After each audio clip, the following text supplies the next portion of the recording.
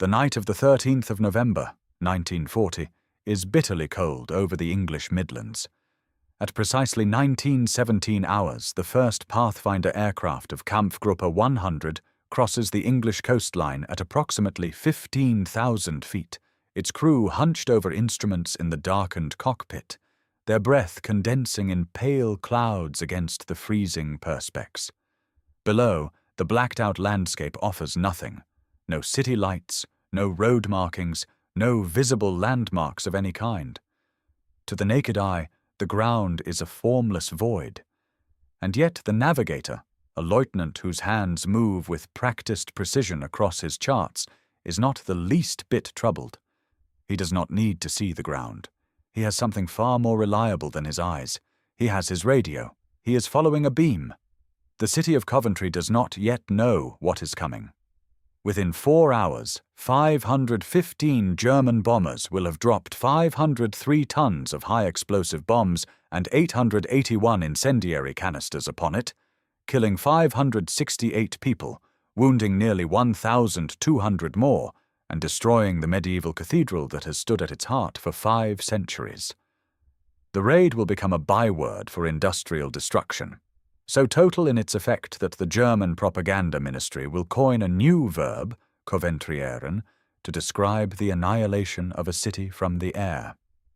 But in this particular November darkness, before the fires begin and the sirens wail, the most consequential battle is not yet being fought over the rooftops of Coventry. It is being fought in the invisible architecture of radio waves that crisscross the night sky. And on this night, the British are losing it. The system those German navigators were using was called Nicorabine, which translates with disarming simplicity as crooked leg. Its operational concept was elegant in the extreme. 2 narrow radio beams, transmitted from separate ground stations on the continent, were aimed to intersect precisely over the target.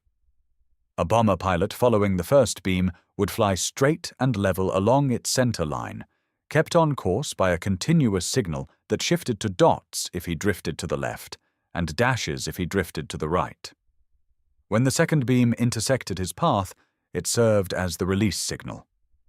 The navigator heard the change in tone, the bomb aimer released his load, and the aircraft turned for home. All without the crew having seen a single landmark, a single street, or a single structure on the ground beneath them.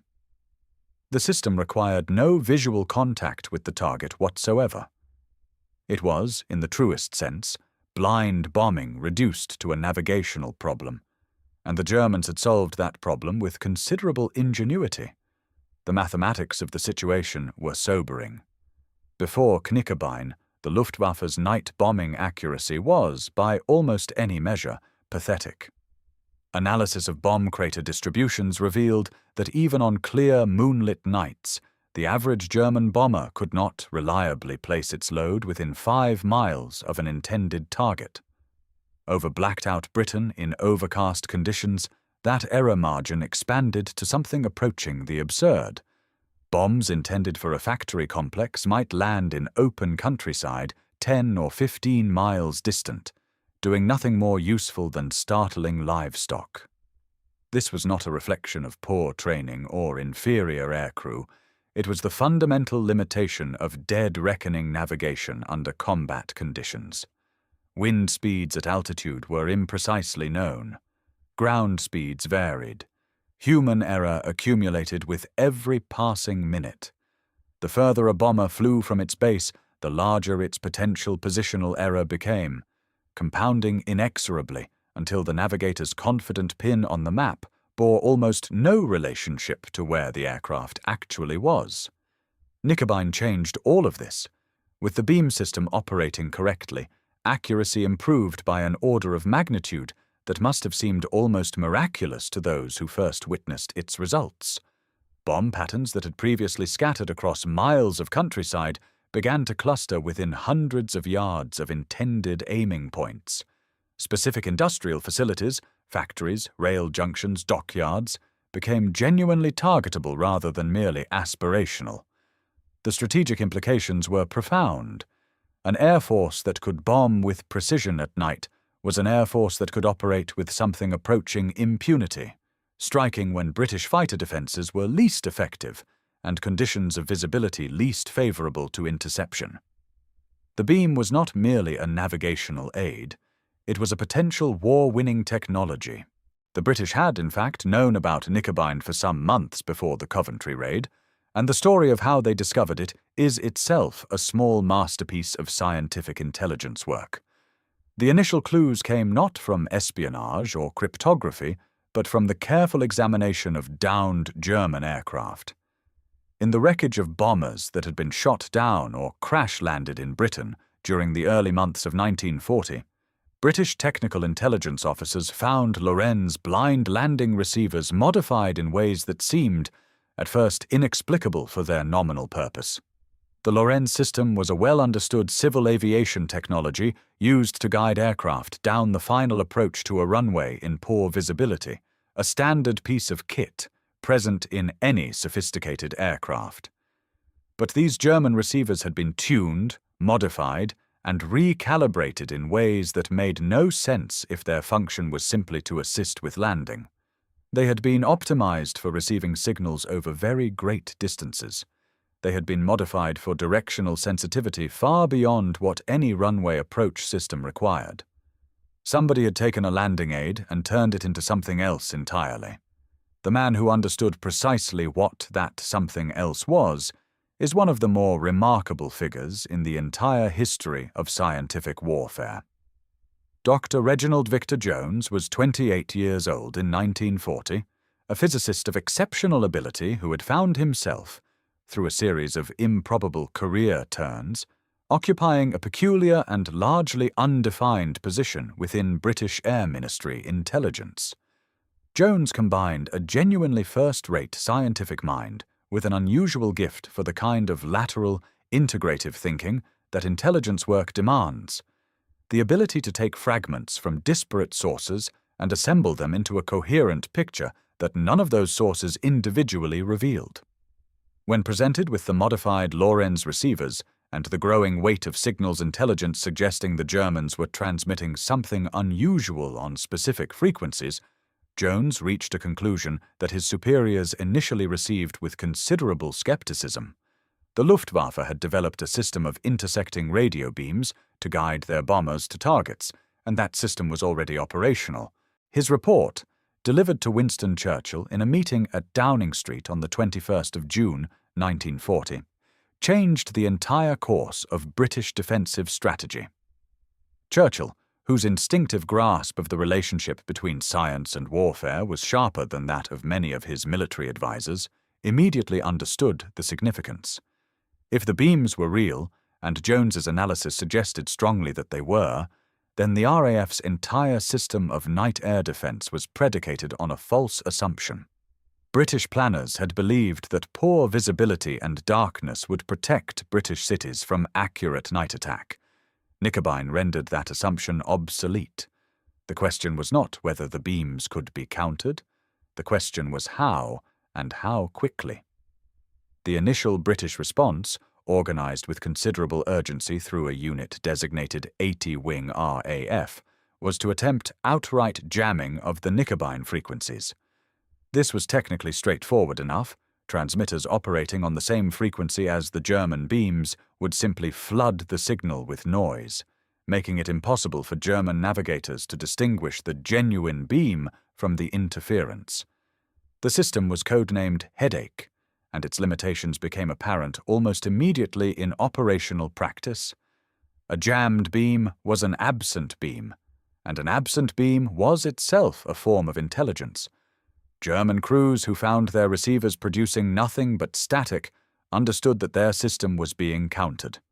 They reported the jamming. German signals officers investigated. The system was adjusted, frequencies were changed, and the cat-and-mouse process that would characterize electronic warfare for the remainder of the century had begun.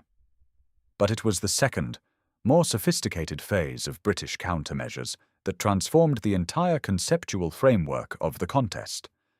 The idea, when it was first proposed, seemed almost too simple to be taken seriously. If the German beams could not be blocked without alerting the Germans that blocking was taking place, then the alternative was not to block them at all. The alternative was to bend them. The physics of this approach were elegant to the point of beauty. A radio beam, properly understood, is not a solid thing. It is not a rod or a cable along which an aircraft slides through the sky. It is a region of signal dominance, a zone in which one set of transmissions is stronger than competing signals, producing the characteristic tone that tells a navigator he is on course. The dot-dash boundary that defines the center of the beam is not a fixed physical line. It is an equilibrium point, constantly maintained by the relative strengths of two overlapping transmission lobes. And if an additional transmitter, operating on precisely the same frequency, broadcasts a signal into that carefully calibrated equilibrium, the equilibrium shifts. The apparent center of the beam moves, not by being blocked, not by being replaced, by being quietly, invisibly recentered somewhere else. The British transmitters that accomplished this were designated Meakin for the earlier navigational beacons, and for the specific beam-bending function, simply the beam benders, though the official designation was rather more prosaic. The technical challenge of implementing the system was considerable. To bend a beam convincingly, the British transmitter had to match the German signal with extraordinary precision. Same frequency, same modulation characteristics, same dot-dash patterns, but at a precisely calibrated strength that would shift the apparent center line of the beam without making the distortion obvious to the German receiver.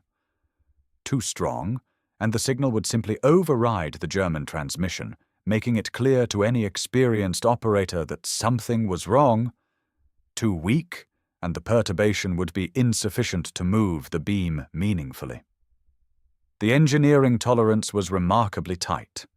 It required continuous monitoring of the German signals, real-time adjustment of transmitter power, and a level of technical sophistication that stretched the capabilities of 1940s British electronics to something close to their limits. The stations were built with impressive speed. By the autumn of 1940, a network of beam-bending transmitters had been established at carefully selected locations across the British Isles, their positions chosen to maximize the angular deflection achievable for beams aimed at the major industrial cities of the Midlands and the North. The stations were modest affairs, small brick buildings housing transmitters, aerials on wooden masts, a handful of technical personnel, wholly unremarkable to any observer who might have noticed them, which was rather the point. Their effect, when the system worked as intended, was to take a Nicorabine beam aimed at, say, the Rolls-Royce aero engine works at Derby, and quietly, invisibly shift its apparent course until it pointed somewhere uninhabited, a moor, a stretch of agricultural land, a coastal marsh. German bombers following the bent beam with complete confidence would fly their meticulous, professionally executed bomb runs and deposit their loads in fields, killing cows rather than factory workers, confident to the last that their instruments showed them perfectly on course. The operational implementation required careful timing and considerable nerve. A British monitoring station would detect the German beam transmissions as they were activated, typically some hours before a raid was planned, as the beams needed to be established and confirmed by German Pathfinder crews before the main bomber stream committed to its course. Once the beam was identified and its course plotted, the beam-bending transmitters could be activated. But they could not be activated prematurely. The Germans had learned to conduct beam-checking flights before major operations, and premature activation of the bending signal might alert them that something was amiss. The timing had to be precise, and the decision of when to activate the benders required judgment calls under considerable pressure, with the lives of the people in whatever city lay at the end of the original beam depending on the accuracy of those judgments. The human element in this story is often underappreciated.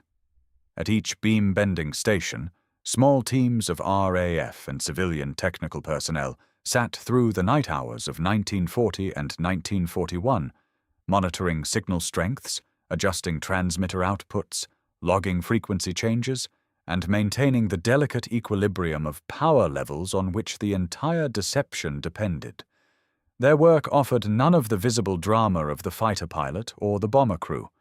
They fought their battles with oscilloscopes and signal meters in small rooms smelling of hot valves and machine oil, while the aircraft they were trying to divert droned overhead in the darkness above the cloud cover. They knew, in general terms, what they were attempting to accomplish, but the results of their work were rarely immediately apparent. The bombers might indeed drop their loads in the wrong place, but the attribution of that misplacement to beam bending rather than other factors required post-raid analysis that took days to complete. These were men and women fighting blind, in the most literal sense, with no immediate confirmation that anything they were doing was having the slightest effect. The results, when they could be assessed, were decidedly mixed, which is perhaps the most that can be said with honesty about any electronic warfare system operating at the frontier of what technology could then achieve. There were nights when beam bending worked with almost surgical effectiveness, directing entire bomber streams to drop their loads miles from their intended targets. The raid on Birmingham on the night of the 25th of August, 1940, produced bomb patterns that analysis later attributed at least partly to beam-bending deflection. A significant proportion of the German force appears to have released over open countryside to the south and east of the city. There were other nights when the system failed entirely, when the Germans used frequencies or modulation characteristics that the British transmitters could not precisely replicate, or when Pathfinder crews flying the beams were experienced enough to detect the subtle signature of a bent signal and report it before the main force committed. And there were nights, such as that November night over Coventry, when circumstances conspired to make the countermeasures ineffective at precisely the moments they were most needed. The German response to the discovery that their beams were being bent was itself a demonstration of considerable technical ingenuity. Kampfgruppe 100, the elite Pathfinder unit that led the most important raids, developed procedures for cross-checking beam readings against other navigational data, dead reckoning, radio direction finding from other sources, even careful star navigation when conditions permitted. They changed their beam frequencies with increasing frequency, sometimes mid-raid, hoping to stay ahead of the British monitoring and retransmission cycle. They introduced new beam systems, X-Durate and Y-Durate, that operated on different principles and different frequencies, each iteration requiring the British to develop new countermeasures from scratch. The technical contest accelerated through 1940 and into 1941, each innovation on one side provoking a counter-innovation on the other, in a cycle of measure and countermeasure that anticipated the entire subsequent history of electronic warfare with uncanny precision.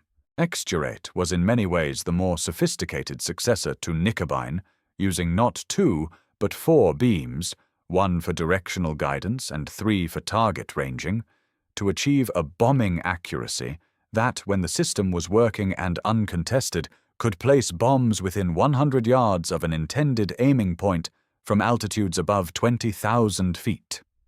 This was accuracy that genuinely challenged the best precision bombing efforts of the entire war, achieved in total darkness by crews who had never seen their targets and were navigating entirely by radio. The British response, codenamed Bromide, took several weeks to develop and implement after X-Durate was first identified in the autumn of 1940, and during that interval Kampfgruppe 100 operated with something close to impunity. The Coventry raid of November 1940 was, in fact, the most devastating operational use of X-Durate, the British countermeasures being insufficiently developed to cope with the new system's characteristics. Y-Durate, the third generation of German beam navigation, was in some respects the most ambitious of all. Rather than passive navigation along a preset beam, Y-Durate used a transponder system in which the aircraft transmitted a signal that was received at a ground station, retransmitted back to the aircraft with positional data encoded, and used to provide the navigator with a real-time display of his aircraft's position relative to the target, an analogue of modern GPS navigation implemented with 1940s valve technology. The technical achievement was genuinely remarkable. The British countermeasure, codenamed Domino, was in this instance rather more straightforward than the problem it addressed. Once the British identified the WWII frequency and working principles, they were able to construct a retransmission system that flooded the German ground stations with spurious signals from hundreds of aircraft simultaneously, making it impossible to isolate the genuine signal from any individual bomber. The system was, in effect, defeated not by technical sophistication, but by electronic noise at industrial scale. Throughout all of this, the broader strategic significance of the beam-bending campaign is difficult to assess with precision, which is itself historically revealing. The difficulty lies in establishing counterfactuals, in asking what German bombing accuracy would have been without the countermeasures, and how much damage that improved accuracy would have caused. Some historians have argued that the beam-bending system, even when it failed to divert bombs entirely, introduced enough uncertainty into German navigational confidence to degrade their operational effectiveness measurably. German crews who knew or suspected that their beams might be bent flew their missions with less certainty, cross-checked their readings more obsessively, and sometimes abandoned their bomb runs when their readings seemed inconsistent, even when those readings were, in fact, accurate. The psychological effect of uncertainty may have been as significant as the physical effect of bombs falling in the wrong place. The material damage attributable to successful beam bending is genuinely difficult to calculate, but some incidents provide suggestive evidence. On several raids where post-analysis indicated significant beam deflection had occurred, damage to the intended targets was markedly below what the size of the attacking force would have predicted.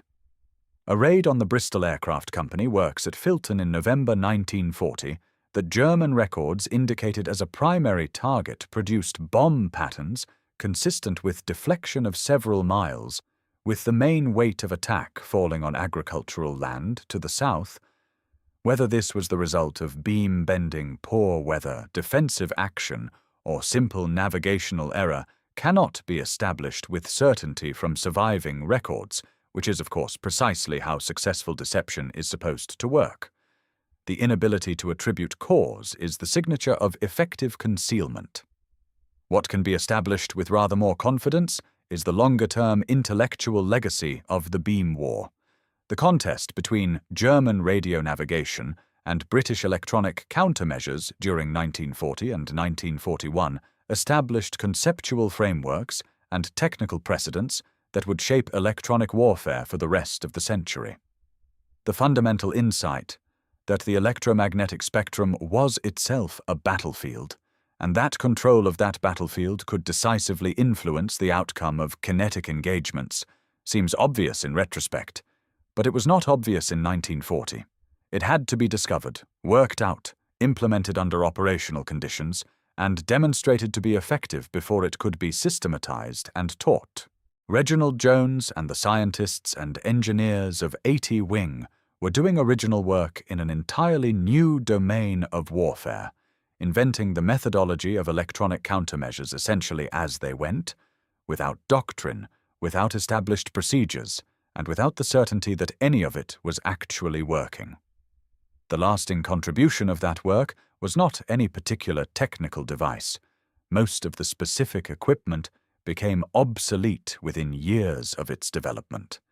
It was the demonstration that the electromagnetic environment in which aircraft operated was as manipulable and as contestable as the physical environment in which they flew, that navigation systems could be deceived, that the information on which a crew depended to find its target could be corrupted without the crew's knowledge, leaving them to perform flawlessly on false data, their professional competence defeated not by superior skill, but by invisible misdirection.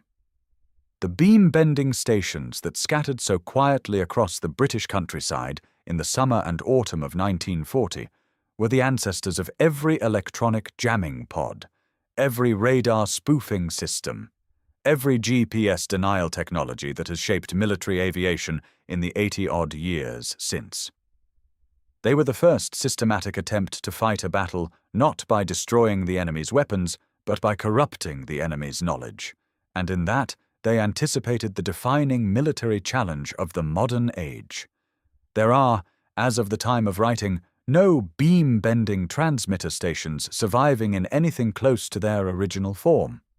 The equipment was dismantled or salvaged as the war progressed, and the systems became obsolete, the buildings repurposed or demolished, the sites returned to agricultural or civilian use. A few documents and circuit diagrams survive in the Public Record Office at Kew. Reginald Jones wrote about the Beam War with characteristic wit and precision in his memoirs, and his account remains the most vivid reconstruction of the experience available to anyone who wishes to understand what it felt like to fight that particular battle. The German navigators whose beams were bent left no recorded account of what it was like to fly confidently along a line they trusted absolutely, only to find their bombs falling in darkness onto empty land, or perhaps never to know that had happened at all. And that, perhaps, is the most profound aspect of the whole affair. The most successful deception leaves its victims unaware that they have been deceived. A German bomber crew that flew its mission with total professional confidence, released its bombs on schedule, and returned to its base to report a successful attack on an English city. That crew was not lying. It believed everything it reported. The beam had told them they were on course. The signal had told them when to release. The instruments had shown them everything they needed to know. The information was simply, quietly, invisibly wrong. In the cold geometry of radio waves and signal strengths and phase relationships, a small group of British scientists and engineers had found a way to make German navigation maps useless in mid-air, not by taking them away, but by making the territory they described somewhere else entirely.